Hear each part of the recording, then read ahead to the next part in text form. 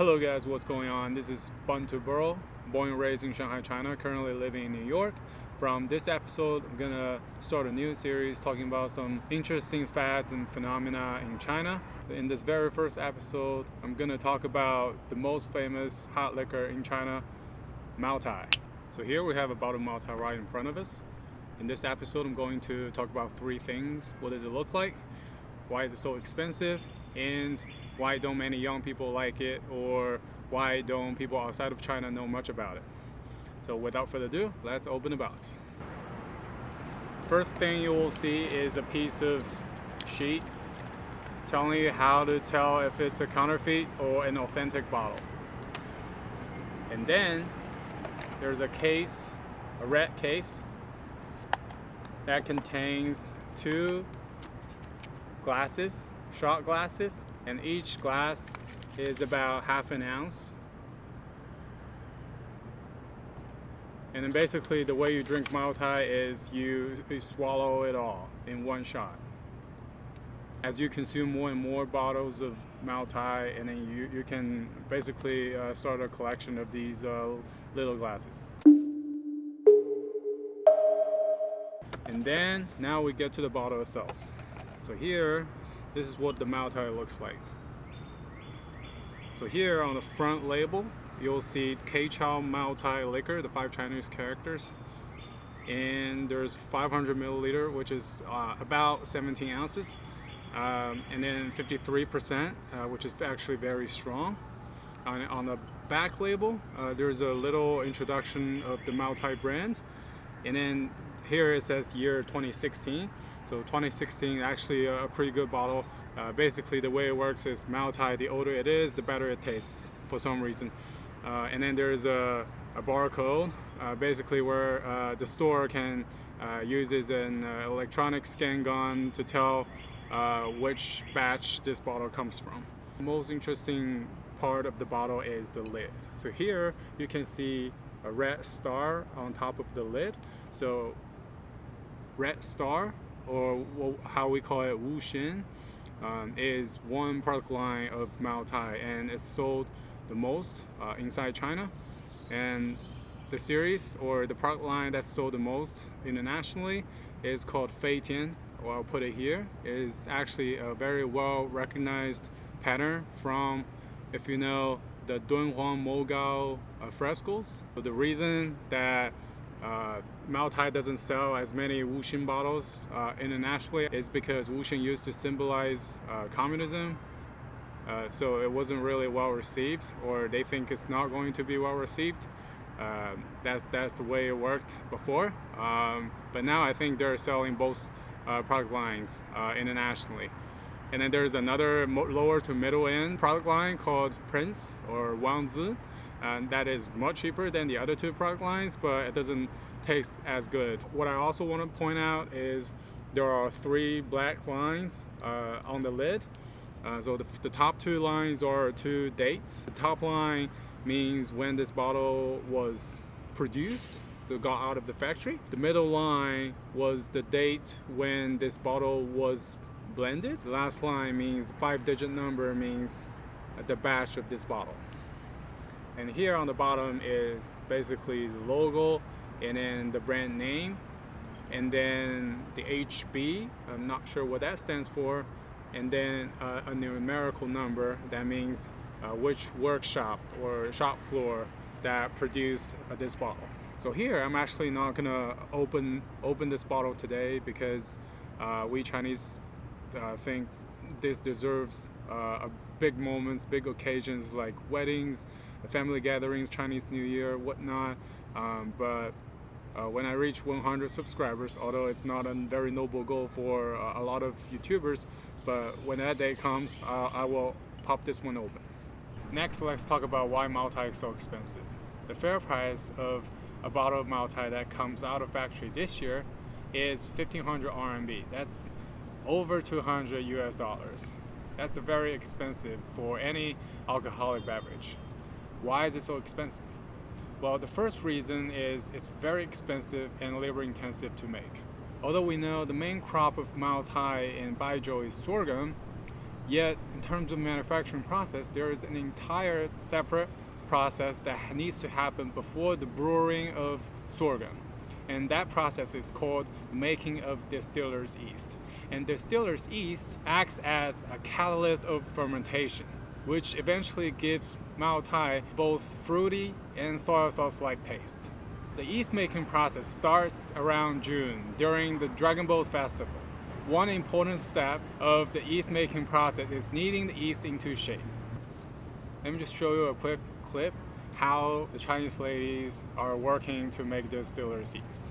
但是我又看到我身边一群人配个音乐，感觉他们真的在跳舞一样，你知道吗？就一群人跳得特别欢，但我就看到我自己就怎么都跳不起来。And that entire yeast making process happens between June and October, in which that multi-producing region has the best combination of humidity and temperature. Sometime in October, around the Chongyang Festival, which celebrates the elderly, the real sorghum brewing process starts. And that process lasts till the August of second year, when they finish the last disposal of the used grain. And the entire manufacturing process happens by the Chishui River, which flows by the town of Moutai in China's Guizhou province. That Chishui River is the same river that Chairman Mao's Red Army crossed 4 times during their long march to escape the siege of Chiang Kai-shek's nationalist army.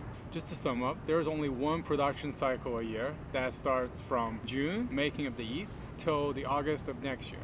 After the brewing process, the liquor has to be stored for 2 years before blending and bottling. The second reason of the high price is Moutai's very sophisticated distribution and sales ecosystem. The main seller of Moutai is the authorized distributor, who really gets the 1,500 RMB price. Out of that, they already make 50% margin compared to the price they pay to get the Moutai.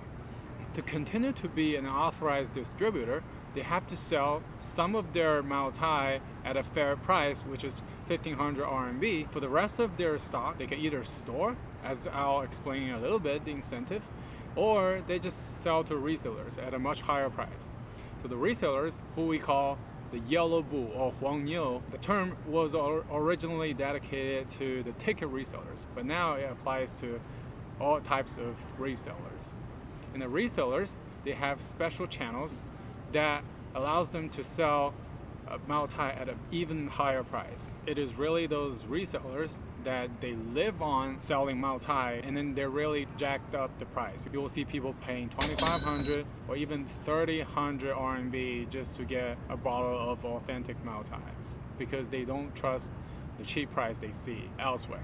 One interesting fact is, in recent years, the company of Moutai, they figured out a very smart strategy to control the market price of Moutai. Instead of shipping all of their bottles to distributors, now they're selling to online retailers like JD.com or Tmall, which is part of Alibaba. They balance distributors and online retailers such that when they think the market price is too high, they sell their bottles to the online platforms, which strictly sells Moutai at 1,500 RMB.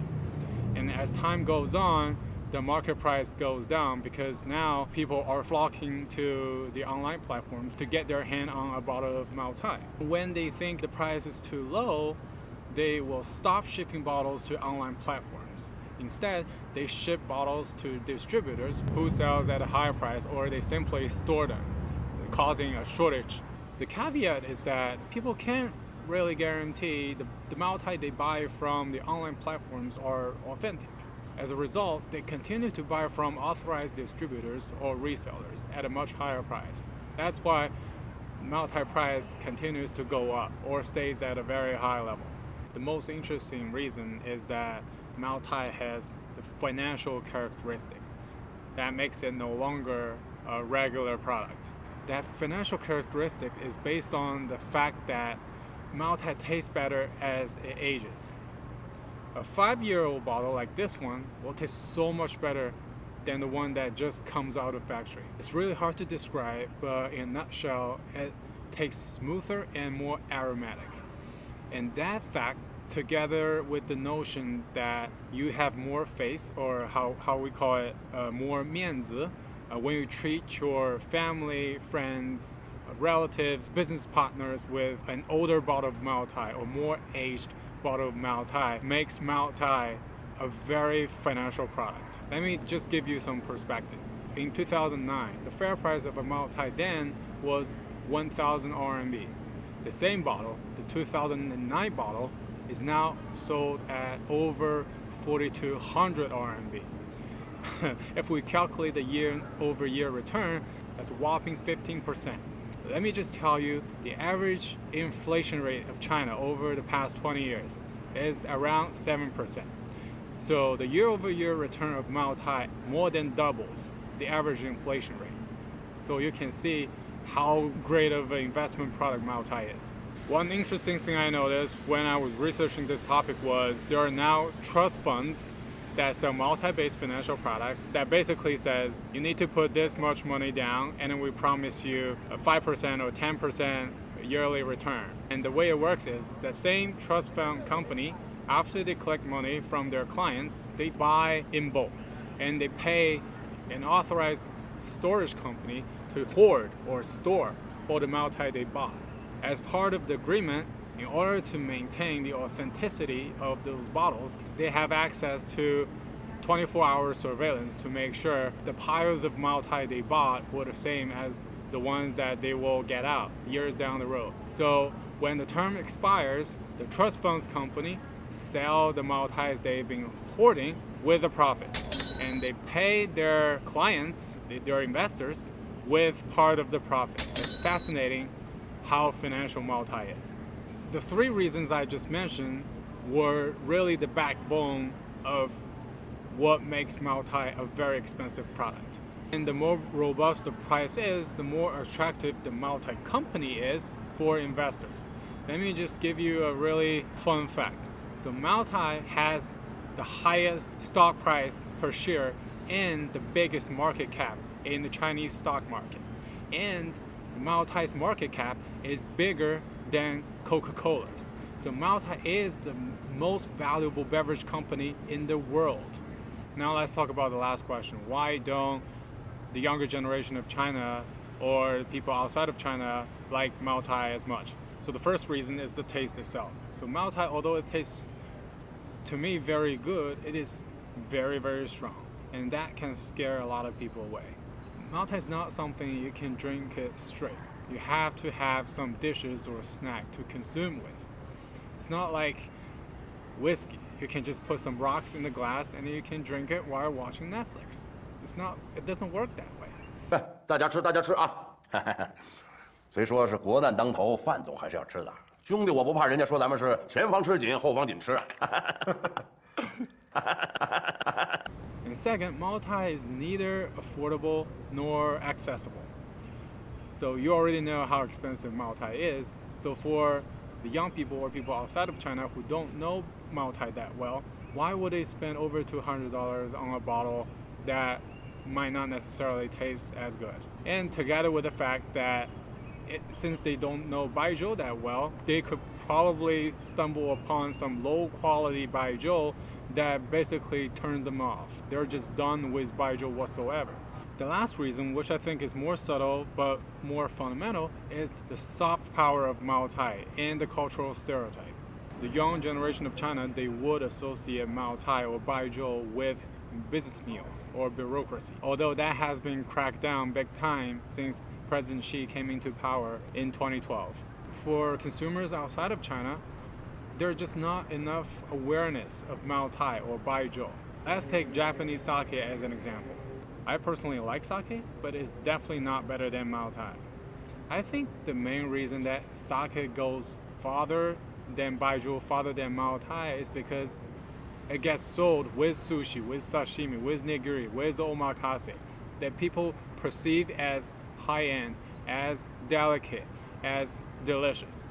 So if one day, if Moutai or baijiu has a signature, well-recognized Chinese cuisine to go with, I think they will go just as far. Hopefully you've learned something about Moutai today.